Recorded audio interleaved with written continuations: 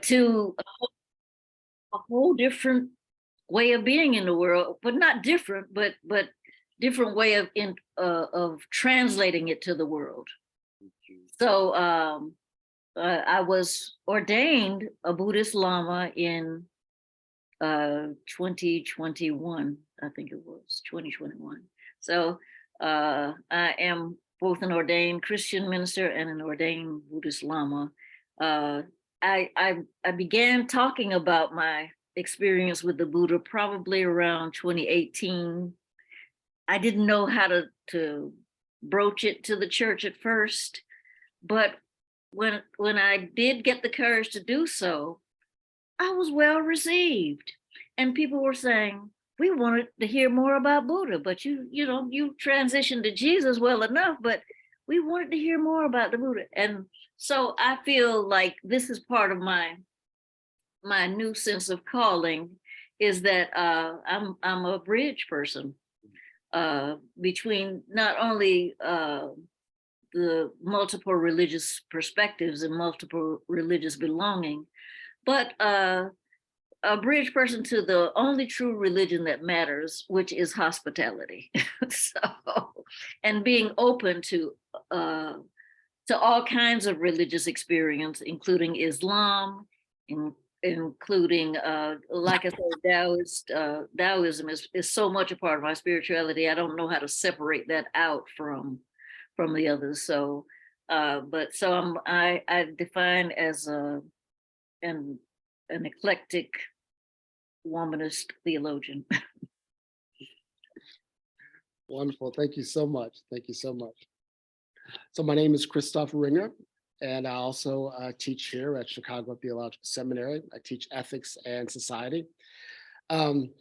Also grew up Baptist. I grew up at Second Baptist Church. One half of my family's Baptist, the other one was Kojic. So growing up, one side of the family critiqued the other for not being educated. The other side of the family critiqued the other for not being saved. That was the I describe my upbringing in the church as really being deeply shaped by the piety of the church, even if I didn't necessarily believe all the doctrines of the church. Right? I believe a good chunk of it, but it was really much so much about the religious experience, right? That really kind of has shaped me and formed me. And I gravitated towards both the experience of worship within the Black church, but also the kind of contemplative strain. So very much influenced by people such as Howard Thurman and others that really emphasize the contemplative and kind of the mystical. And so my interest in mindfulness really, at a certain point in my life, it was always a kind of a emergency practice. Like when things were going horribly in my life for some reason, it was grounding. And I describe kind of the relationship as the experience of worship unburdened the soul, whereas meditation stilled the soul.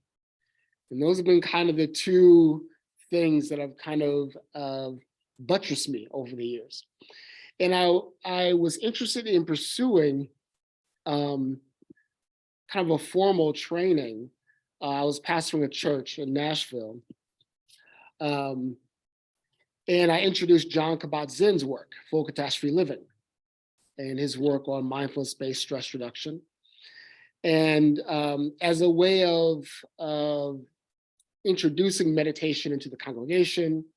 And I remember I had a member who said, "How can I focus on the present when the present is so painful?" And this was a member who had been in and out of the hospital, lots of medical kinds of problems, amputations, et cetera. And I realized in that moment, I can't remember exactly what I said to her, but it wasn't, I really didn't have an answer. And I probably said something I shouldn't have said. I should have said, I don't know. But I realized that teaching it was premature at that time in my ministry. And so I decided that if ever I had the opportunity to pursue some kind of formal training, that I would do so. And so when this program presented the opportunity, it was a way of deepening my practice, but then also beginning to make some of these connections with the tradition that's also been so formative for me in my life. So part of how we'll proceed each week is we'll do a general check-in. It'll take about 5 minutes to check in with one another just to see what we're bringing to the space. And then there will be about a 15, maybe 20-minute talk, probably about 15. And then we'll have a time for a sit. So today we'll sit for about 12 minutes, and then we'll have discussion. We'll be able to dialogue with one another. And so for today, we'll just do the talk will focus on a general introduction to mindfulness and kind of just give a sketch of the tradition that we're working with in this program, which is what we call the Insight tradition. And then I'll present just an invitation to one way of thinking about your relationship to the Black church in particular. And then next week, we will dwell on the question of impermanence in its relationship to idolatry, the language of idolatry that we find in the church. I really want to talk about impermanence in light of part of the wisdom of the Black church, which is trouble don't last always, right? How do we think about what that means in light of impermanence, and to draw those into conversation. And then the third week, we'll look at loving kindness, and what the Christian tradition calls caritas, in questions of desire. And then we'll end on the fourth week thinking about mindfulness and joy, and what the Insight tradition calls conditioned happiness and unconditioned happiness, and how that might relate to this enduring theme within the Black church of a certain kind of joy, right? There's joy I had that the world didn't give, but there's something within that holds the reins. There's something within that banishes pain, right? Something within that the world has not given and that the world can't take away.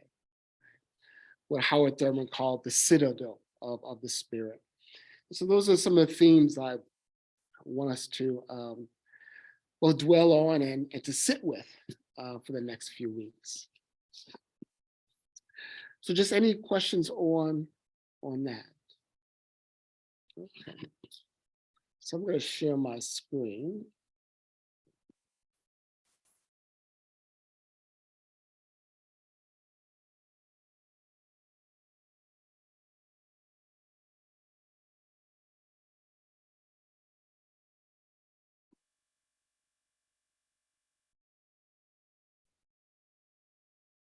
Can you all see that? Okay. Yes. I know for some of you, this is going to be review. But hopefully this will give us just a starting point for our time. So the origins of mindfulness are found in Buddhist traditions in India nearly 2,500 years ago. Many Buddhist texts were written in Pali, and so mindfulness is the translation of the Pali word sati. The practices we refer to as vipassana originate in what we call the Satipatthana Sutta, often translated as discourse on the establishing of mindfulness, or the four foundations of mindfulness, often translated as mindfulness of the body, mindfulness of feelings or sensations, mindfulness of thoughts, and mindfulness of dhammas or hindrances, addressing themes such as desire, aversion, sloth, restlessness, anxiety, and doubt.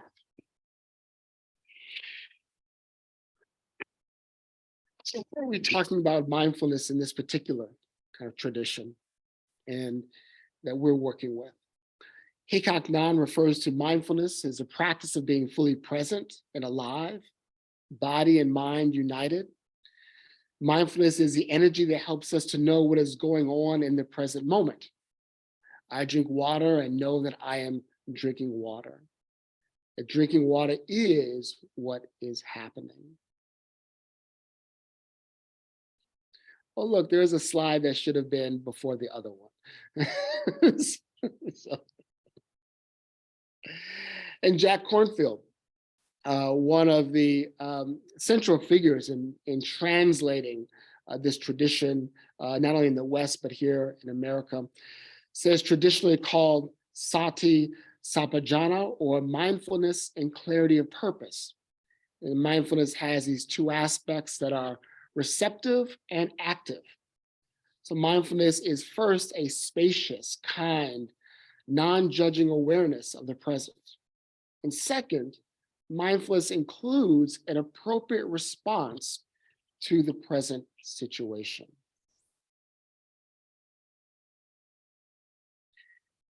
A definition that I like to work with is mindfulness is a practice of being present with the truth of our experiences so that we might relate to them with more wisdom.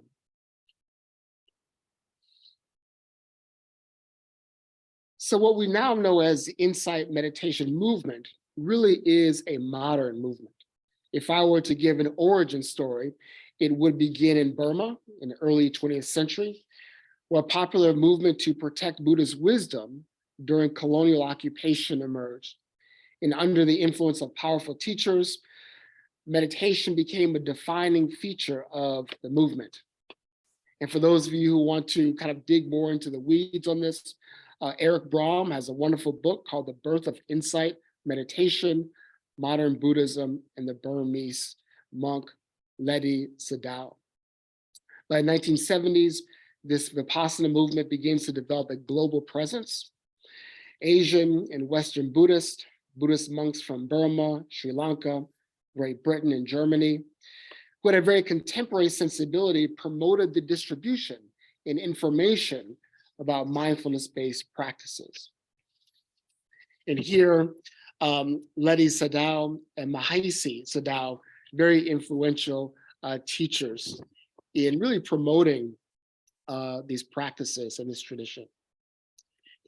Thich Nhat, who along with the 14th Dalai Lama, becomes a huge influence for how Buddhism is understood in the West. Teachers trained in Asia, but who begin offering retreats and teachings here in the States, also are central figures. Jack Kornfield was ordained in the Thailand Thai forest tradition. Joseph Goldstein also traveled to India, studied with Anagarika, a lay teacher trained in Burmese Vipassana. And Goldstein and Kornfield both taught courses at the Naropa Institute in Boulder, Colorado. In 1976, Goldstein, Kornfield, together with Sharon Salzberg and Jacqueline Schwartz, founded Insight Meditation Society in Bayonne, Massachusetts. And in 1988, Kornfield founds a Spirit Rock Meditation Center with an emphasis on integrating psychology and psychotherapy. And as I mentioned earlier, John Kabat-Zinn, his 8-week course in mindfulness-based stress reduction and his book, Full Catastrophe Living, really begins to develop a fully secular version of this tradition and begins to integrate it with scientific understandings, and it becomes presence within universities. And these are just some of the images of some of the teachers I've mentioned that were really, really the founders, right, of this tradition and kind of mediating this. And there's a picture of Jack Kornfield, Joseph Goldstein, as well as Sharon Salzberg and Jacqueline Schwartz. And I like this image because it's this moment of passing, right? It's this moment of these founders being kind of legitimated as teachers, sending them off. So it's an important moment just to keep in mind that there is a lineage to the tradition that we're working with. I mentioned growing up in the Black church, just a little bit about kind of how I'm situating myself in this conversation. During the early 90s, I came across this curious book in the bookstore called Living Buddha, Living Christ. And it kind of opened my eyes to this relationship. And in many ways, it was how I had already been thinking about, right, the Christian faith. This was a book where, for the first time, I read someone talking about the Holy Spirit as the energy sent by God. And as someone who would always kind of struggle with the Trinity a little bit, it just made sense. And so it began a kind of journey for me and thinking about some of the relationships. Um, I began to see that there were influences that I wasn't aware of, but were definitely present. Right? Again, the work of Howard Thurman. I remember many years ago coming across a book by Alice Walker. And Alice Walker said that, it was a book by Thurman, but on the back cover was a quote by Alice Walker. Alice Walker said that Thurman's writings kept watch over his soul when the night seemed too long. And I remember thinking, wait a minute, Alice Walker is reading Howard Thurman? And so there's a contemplative dimension in Alice Walker's work, Bell Hooks, who's also practicing Buddhist. And so there is that contemplative dimension that runs not only through the Black church, but also through the work of womanism. And I have a picture of Second Baptist Church. That's a church I grew up with right there on the lower right-hand corner, only because part of what got me thinking about this relationship was just the pervasiveness, growing up in the church and hearing the deep gratitude, right, for waking up in the morning clothed in one's right mind. The idea of one's mind stayed on Jesus, or the songs that the choir would sing about my mind's made up, not turning back. Sermon Bible studies around be ye renewed, right? That's that King James language, right? Be renewed by the transformation of your mind. So there's this strand that I experienced within the life of the church that wasn't only focused on the experiential, right, but also on the mind as well.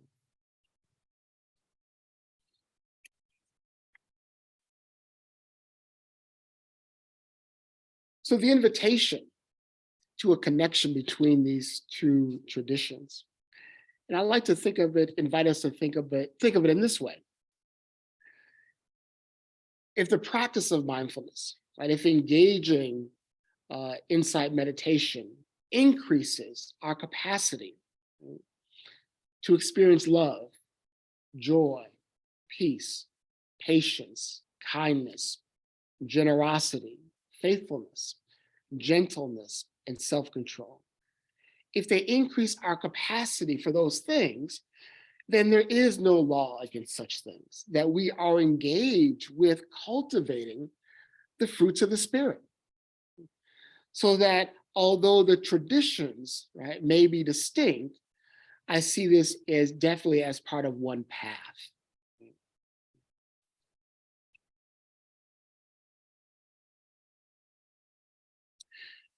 So I just want to introduce one way of thinking about mindfulness, and this is what we call the practice of RAIN.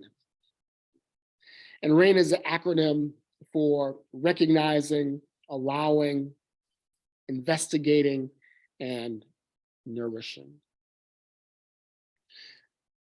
And that is to recognize what is happening in our experience and to allow the experience to be there just as it is. And then to investigate with interest and care, and then to nourish with self-compassion.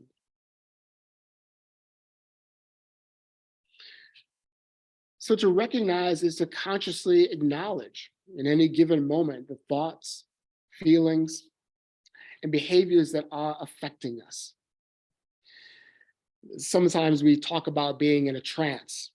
Many of us, sometimes we can go through our day, whether we're driving, scrolling on social media, we are literally kind of in a trance. And so recognizing our awareness, becoming far more conscious of what we're experiencing is this first step.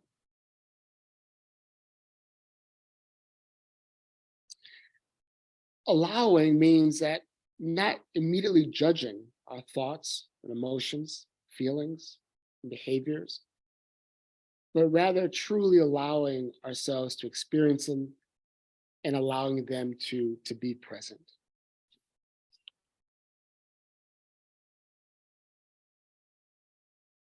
And some of you, given the fact that all of us have experiences in the Black church in particular, we know that sometimes we've been conditioned that when we have a thought, we want to immediately feel shame or to feel guilt, right? To immediately pass judgment, to engage in a kind of self-recrimination. Right?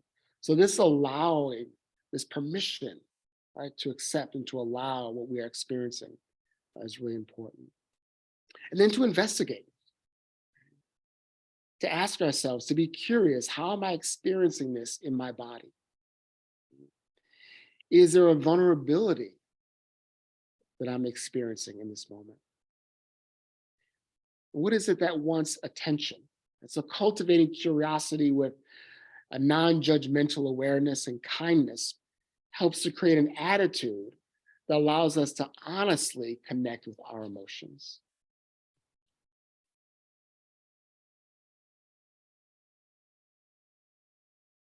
And then to nourish ourselves through self-compassion. It begins that when we recognize that we are suffering, and to investigate that suffering, not only with interest, but also with care. And that self-compassion towards ourselves also is very much a part of how we cultivate mindfulness.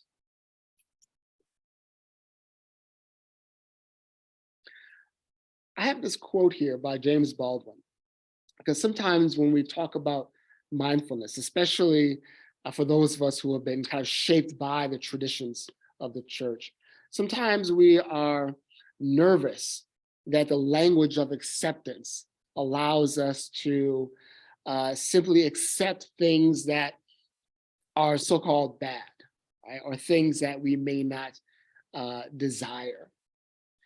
But it really is about, it isn't simply resignation. Rather, not everything that can be faced can be changed, but nothing can be changed until it is faced. So mindfulness is this kind of radical acceptance where we truly are coming to terms with what is.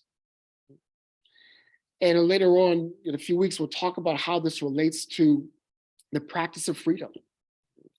So this is a first step, truly coming to terms with what is in our experience.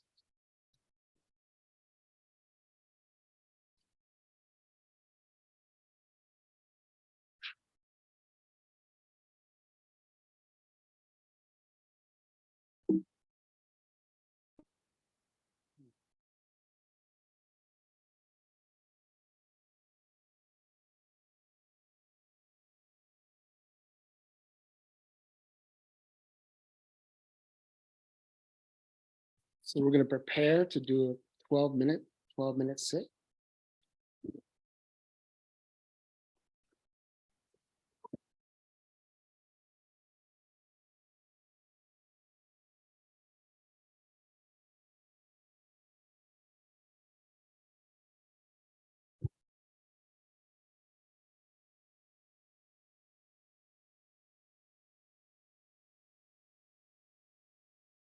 So if you would come into a comfortable posture, in which you are both relaxed and alert.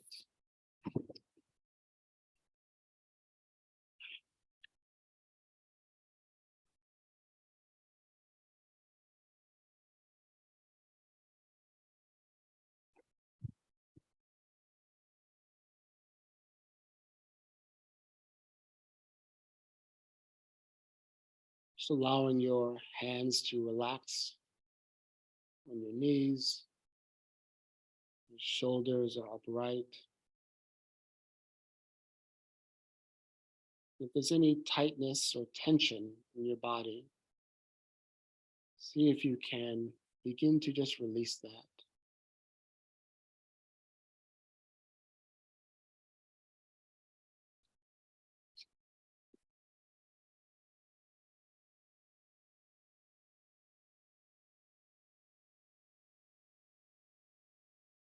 Now bring to your attention the fact of your body breathing, noticing that it is always breathing.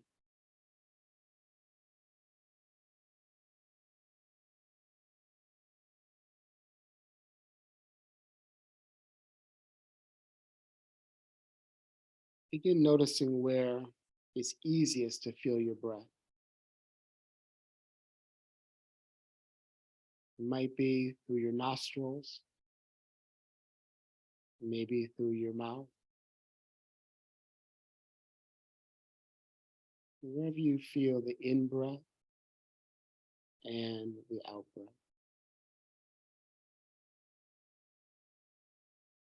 Begin to rest your attention there.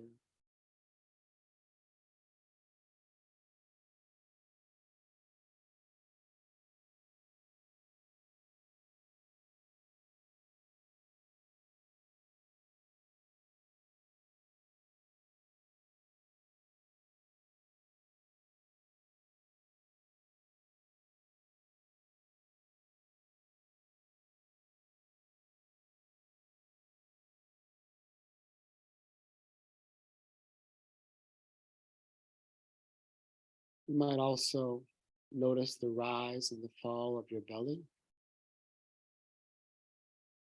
or just the whole sensation of your body breathing. Wherever you find your anchor, allow your mind to rest there.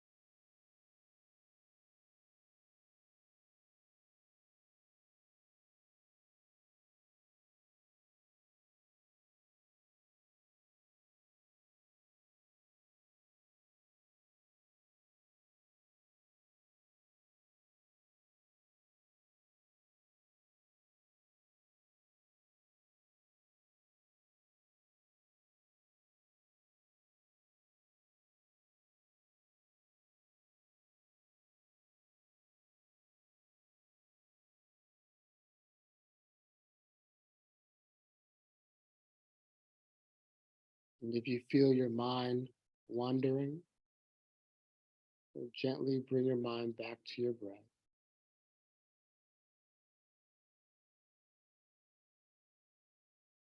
Being present to this moment.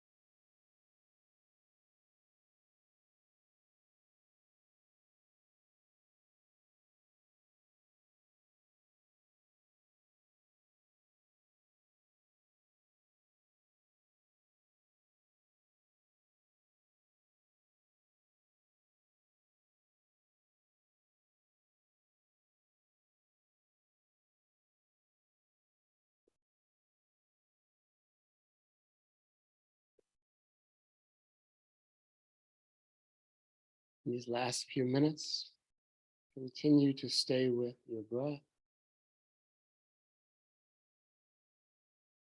Continue to cultivate spacious awareness.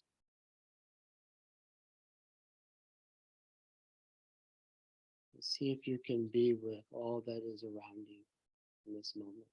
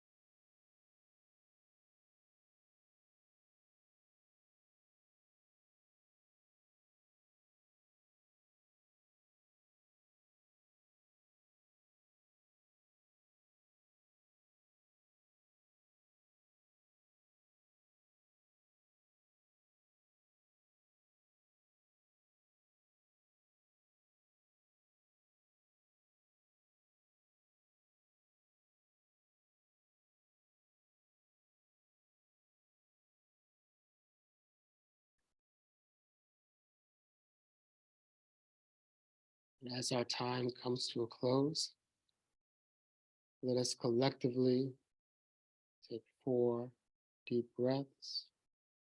Inhale, exhale, inhale, and exhale. And let us come back to one another.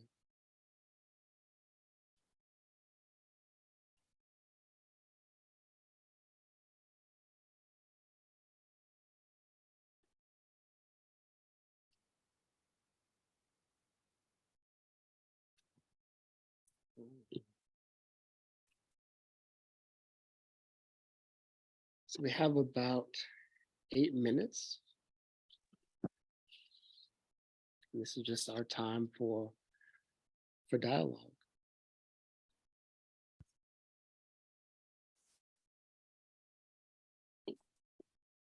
Anything that's coming up for anyone? I just want to say thank you. Thank you for bringing me back to the foundation of mindfulness, sometimes especially in this program and just facilitating so much, it feels good to go back to the basics. So that feels really good. And I was just thinking about prior to the practice, the anger that I have towards the church that I grew up in, because it's a family church, but I don't feel family.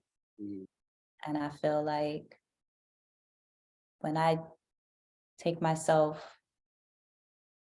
out of the church and went back to reading the Bible for myself or trying to connect to Christ consciousness by myself, and through the other practices out there and religions out there, the core I keep coming up to is this divine true love. And I don't feel that from the blood family in the church that I grew up in, but I feel it more in the tribe that I'm creating on the spiritual path. And I'm learning to let go any of expectations I have towards my family and not let that be the judger of what that practice represents. They are their own individuals interpreting their practice how they see fit. And I could still hold on to my Christian background and practice in a way that I see fit. So thank you. Thank you for that. One thing that, in hearing you, one thing that comes up for me is it's such a rich time when there's so many teachers of color, in particular Black teachers, who are saying, we're talking about these practices, we have to begin with community and sangha and refuge, and that's not all about detachment, right? So when you mention like having a tribe, right? I mean, there's something about community on this path that's so important.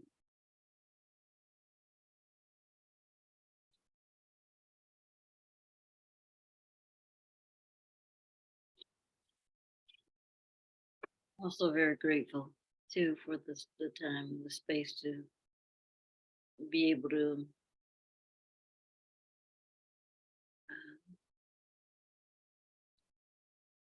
be in a place where not only I can think through things, but I can experience the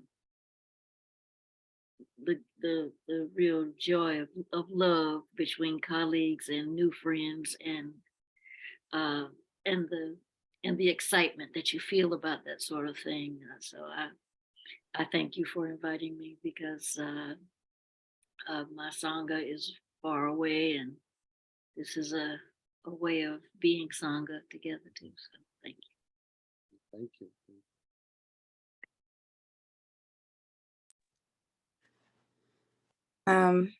when you were introducing mindfulness in the beginning and talking about its history, I got so excited because it reminded, you talked a lot about the spirit and in the Holy Spirit.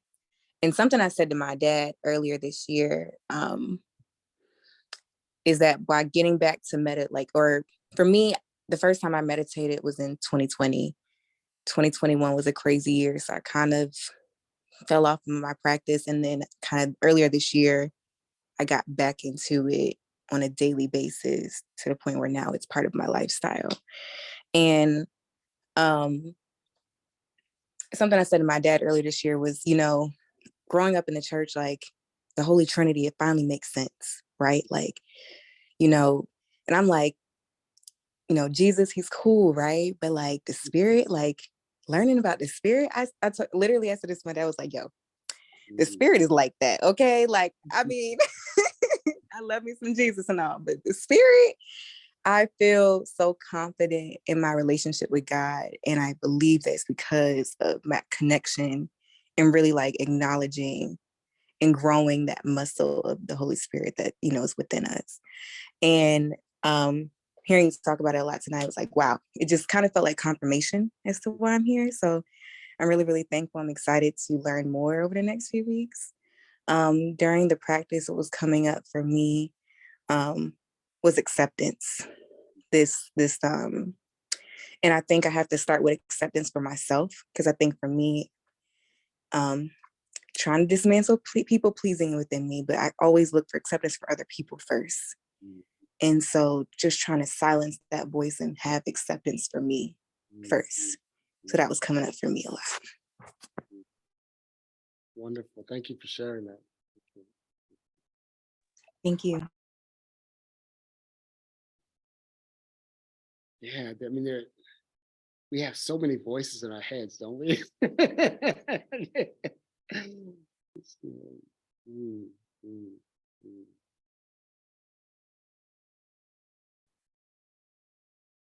Something you said, Dominique, about anger, and for the past about 8 weeks, had a chance to teach a course at Cook County Jail with a colleague. It's about 5 women, and it was introduction to theology. But one of the things that kind of came up, she also teaches yoga, and so we began to kind of integrate a yoga practice towards the end. I would open with a brief sit. But a recurring theme was, what to do with anger and what to do with pain. And in hearing their stories, so many of them began to really share how they had tools, right, to be able to do something with their pain that they might not be there. So when I think about what this might mean for even the life of the church, instead of feeling bad about being angry, or giving people tools, right, to what to do with pain, what to do with anger. When I was growing up, I always share with my students here at the seminary, when I was growing up, my mother she would say, she had this phrase, she would say, "Girl, I got so mad, I just came all the way out of myself." So, right? There's a way in which, anger, you can come out of yourself. Right? And for me, this idea of part of this practice is this ongoing coming home. This idea of returning, consistently finding a way to come home, to come back to ourselves.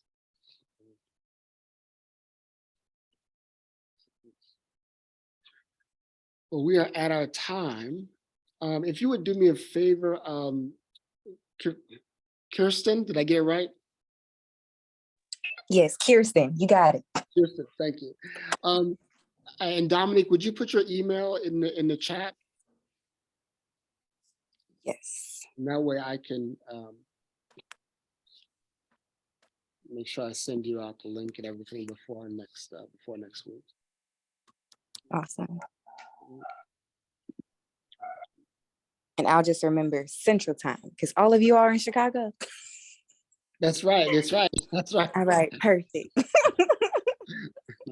We didn't. Now I We need to didn't come get. visit. I've never been. Where are you at? I'm in the DC area in Silver Spring, Maryland. Oh yeah. Good. I'm originally from South Carolina though, but I've been here for the past going on 6 years since I graduated school. Great. Great. Wonderful. Wonderful. Well, have a wonderful evening, and I hope to see you all next week. Okay, see you all next week. Thank you.